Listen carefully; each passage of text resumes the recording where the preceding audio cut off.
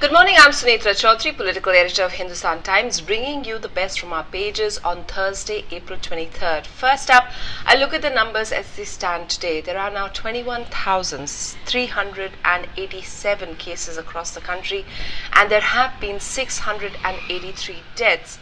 Our top story is a look at how the Prime Minister and the Cabinet's decision of bringing in an ordinance to protect healthcare workers has gone down in the community. Well, Hindustan Times has gone and spoken with doctors who are handling COVID cases in places like LNJP Hospital, Maulana Azad Hospital. And while they say that this ordinance does take care of one aspect of their concerns, their other concerns are basically that they have shoddy PPE equipment.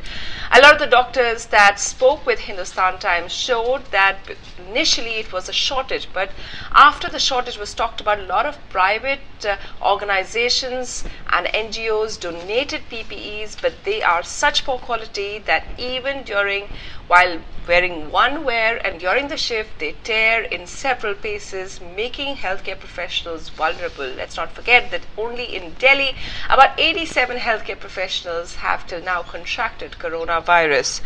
So this is a huge concern, and sometimes they are also made to wear N95 masks for 5 days at a stretch, the same one. So this is something perhaps policymakers should pay attention to. The second story that we have for you is an analysis of the hotspots, which show that the 170 districts which are hotspots, they also account for being travel hubs. In fact, 90% of domestic air passengers take their flights from these hotspots, airports in these hotspots.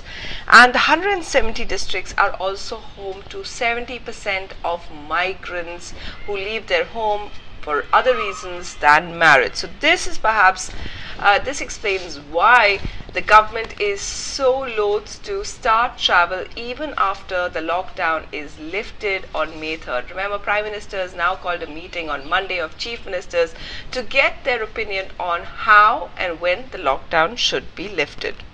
Our next story is a cautionary tale, one that is coming from Agra, which was touted by the Health Ministry as a successful model. Well, now with 300 cases, Agra has become the worst city in Uttar Pradesh in dealing with coronavirus. Many healthcare workers and police professionals have also contracted the virus there, just showing that it isn't enough for cities to get smug. After a model seems to be successful, they need to keep isolating and testing over there. And it's not just Agra, even Kerala has seen a spike in cases in just the last couple of days. Speaking of cities where things have gone wrong, what actually went wrong in Indore, which till now used to be known as the cleanest city in India? Well, it seems that particular tag of being clean went to their heads, and that's the reason why a lot of residents of Indore were defying the travel ban, were going outside and not adhering to social distancing. And that seems to be the reason that a lot of healthcare professionals have said that it went from 400 to 900 cases in just 20 days. This seems to be the main reason. The other reason being also that there was a problem in people, the administration, getting their views across to the people. Remember, a lot of people have said that one of the key reasons that needs to be there is that the people need to trust the administration, and that trust seems to have been missing in Indore. And finally, we've seen just a few days ago a case emerging from Gurgaon of ambulances being used to ferry migrants. A lot of the migrants there needed to get back to their homes in Bihar, and that's why they had paid 18,000 rupees, 9,000 in advance, so that it would carry them from Gurgaon all the way to Bihar. Well, we're seeing ambulances being misused rather, in other parts of the country as well. From Karnataka comes the case where police have said that over the last few days they've seen several instances of ambulances being misused. In fact, in one, it was misused for ferrying liquor, and the other ones as well where they were ferrying people.